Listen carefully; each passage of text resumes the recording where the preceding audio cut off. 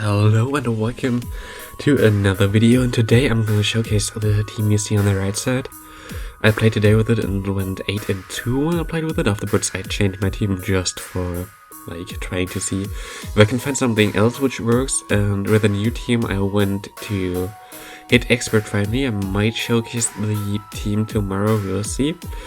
But I also have Clefable as the lead in my next team, so most likely I'm gonna say this video in the title that I think that Clefable is the best fairy in the current format with a 30-second timer, and you actually see it right now on the screen, which is one big benefit here. Clefable basically completely destroyed my opponent's team there. He had Altaria double fighting, which is a Caleb line, but it just dies to one fairy type.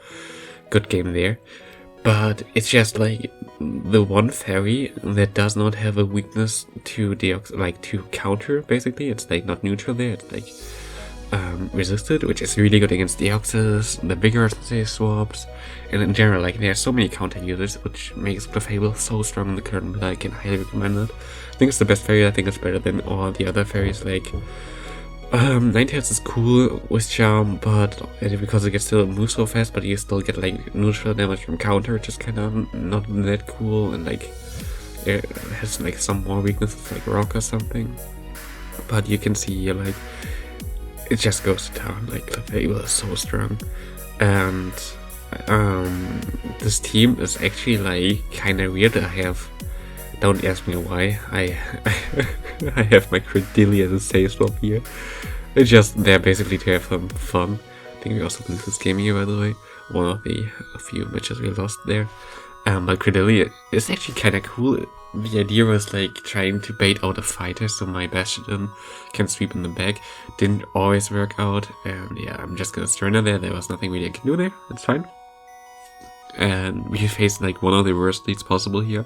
The thing kind of completely beats my whole team, but when do you see a Shadow Fortress against you? Basically never.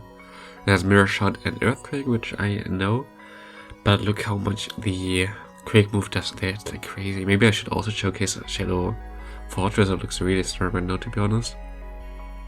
But we still have our Bastion. We have to shield here. We have to respect the Earthquake. Earthquake can maybe even one-shot us, I don't know.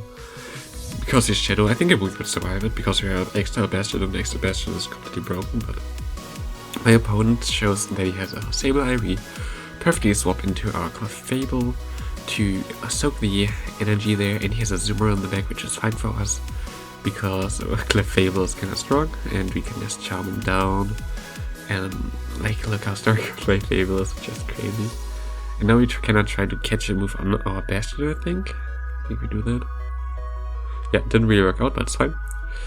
And now we can go for a Stone Edge. We get the last shield here. We get some lag there, which is okay. But look how little that Hydro Pump gonna do. It does 50%, not even. And he goes into the Sable Eye. It's basically a good game, I think. There's no way he can win this anymore. Yeah, especially because we swipe Assault out here. And he surrenders. Good game there. Against our next opponent, we have Clefable against Umbreon. Of course, it's a really good lead. Clefable has so many positive lead matchups, it's crazy. There's only a few Pokemon that really beats it.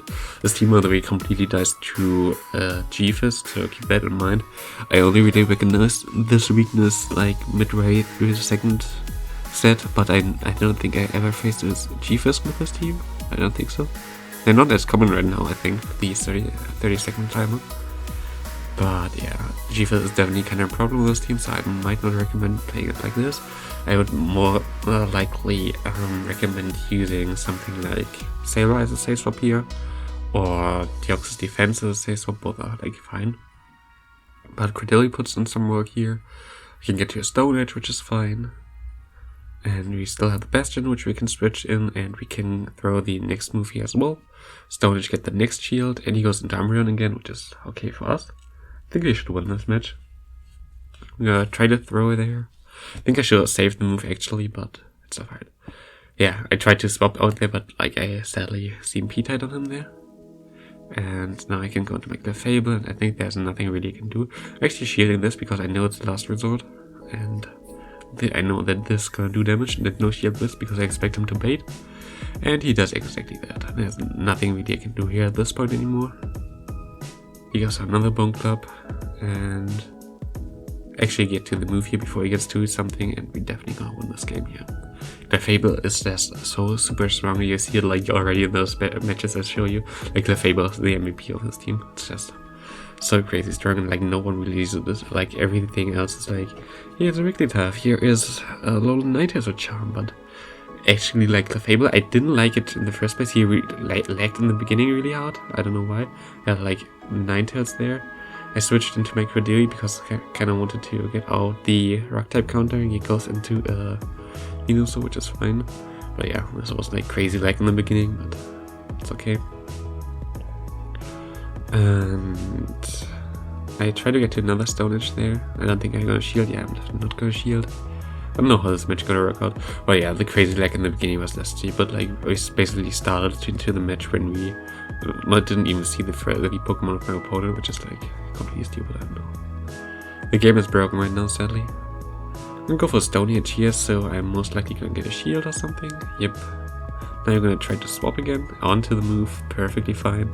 It's just like how you win the games right now is just to sex swap on the Pokemon there. I'm gonna shield here. I'm not even double shielding, I don't know. I'm double shielding my... I don't know if that's the right play, to be honest. But I can switch out into my Bastion and get some extra energy. Most likely that was the right play. He has to throw here, is getting kinda energy dry. I can get to another move with my Bastion here. And it's gonna be close, actually. He has to throw kinda wide array, I think. Yep. I think he overfarmed by a bit, I don't know. We definitely are able to shove him down in 2 charms. 3, okay. He swaps out into, wow, and we lag here again. Now I try to throw my move and I'm able to, but yeah, I see a lot of people currently just taking a break from KO Battle League because it's so super laggy. And I definitely see that right now. Well, this team is like really cool, I like it a lot. Hypnolead, you kinda want to switch out immediately. You can expect Double Dark in the back, and with the Cordelia you kinda want to get out the fighting type, dark type basically. Like you either have Obstagoon or Scrafty, and both are really bad for your Bastion, so this is looking okay. We get that out, we force him to throw here, which is fine. And we can either farm him down with our Clefable or go into Bastion, and here I'm perfectly standing on the move again, which is just a Fire Punch, which does nothing. Knowing that he has Fire Punch, he definitely does not have Focus Blast. There's no way that he has Focus Blast with Fire Punch. Either on Thunder Punch Focus Blast or like some other combination. You never run Fire Punch with Focus Blast because you basically have 2 moves then that are good against Steel, and you don't really want the double coverage for Steel there. And he has Azu in the back. It's kind of getting to a close game here, but you can handle Azu. He swaps into Hypno perfectly on my charge move, which doesn't really matter too much to me, I think. I think he has 2 moves here. I'm most likely gonna swap out after I shielded one here. I swapped onto his charge move, which is like beautiful. That's exactly what he wanted. Oh, this is gonna be still a close game though. If there's a Hydra, I would survive it, so I'm no shielding, because I'm in XL1, and he's only having player, which puts us in a really good spot here. And actually gonna see, I think at the end of the game, the power of XL Bastion. Is this an XL Azu, which is not fully maxed out? Yeah, it is. It's like 14, 50 or something, 56 or something. That's crazy.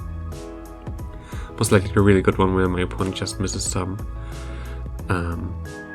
No, I think we actually lose this, didn't we?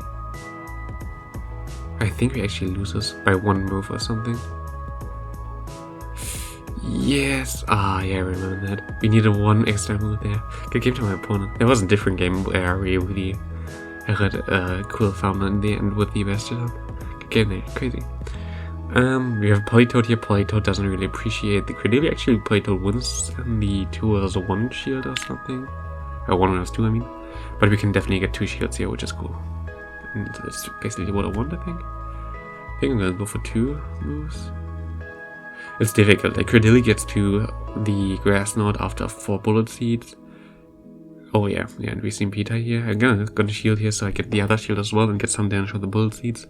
But he definitely should be able to get back switch advantage against Cordelia. It's like the downside of being part rock type there against the water type. That's fine. We still have our Clefable, we can farm this down. And we have to see Oh, it's gonna go here. Witherable, it's okay. He goes into Gaventure, and there's like basically a big mistake here. We can just farm him down at this point, and Gaventure kinda got wrecked there. But he didn't know that we had the Bastion on the back, I think, so that's basically why we didn't have Bastion or something like this on the back. We would have been fine, but okay, we go into our Clefable here, we can farm down this, and he just quits. Nothing you can do there, okay. Into the next game. Clefable into Altaria perfectly. Like, Altaria can't do anything against this team. I can just stay in here for a little bit. There's like no reason for me to switch out. No, I'm gonna switch out because I put him into Resonant range, I think.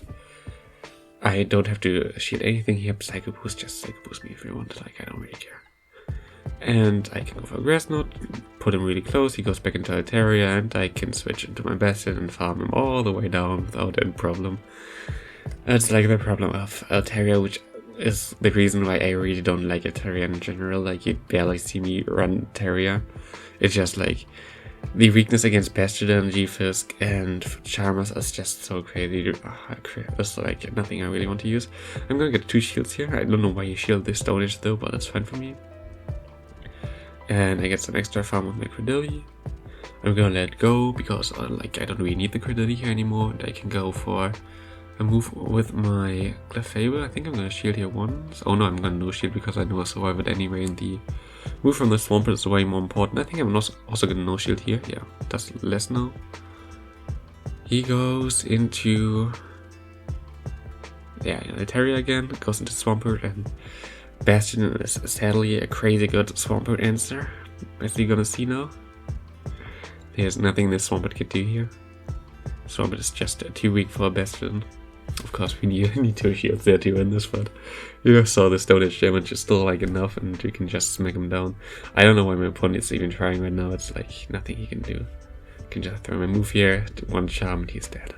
Good game. Okay, he even quits there. Wow. But that was a good game. We have a next opponent here. Clefable into Hypno. Again, I'm mostly gonna switch out right away. Yep, into Credilli. He's not switching out, which is interesting. Now he's switching out into Umbreon. And I kinda want to get back switch advantage here because kinda expecting like Scrafty or something in the back. So I kinda wanted to get the alignment with the Hypno against my Bastion and the my favorite type is another dark type, which he most likely has in the back. So I'm gonna no shield here. I know that I survived that, but if I go for a Stone Edge here, which he might not expect that we get there already, we put them into farm down range here, and we actually win the match up against the Umbreon here, which is like really huge for us in the game plan. We can go into Bastion right away. We gotta respect the shield here. Like we definitely have to shield here. He is at 7, so he goes for double Fire Punch, which is fine. Double Fire Punch basically tells us like he definitely does not have Focus Blast if you have Fire Punch. There's basically no way that he has Focus Blast anymore. He doesn't even go to it, so we are just fine farming him here down. I'm gonna try to get like close to 100 energy and throw my move. I think he actually shields here, which means he's most likely weak to me in the back, but it's an Azu. Can I make a mistake here? I shouldn't have thrown this move. But yeah, this is the game that I'm in earlier, most likely, where we see how strong Excellent Bastion gonna be.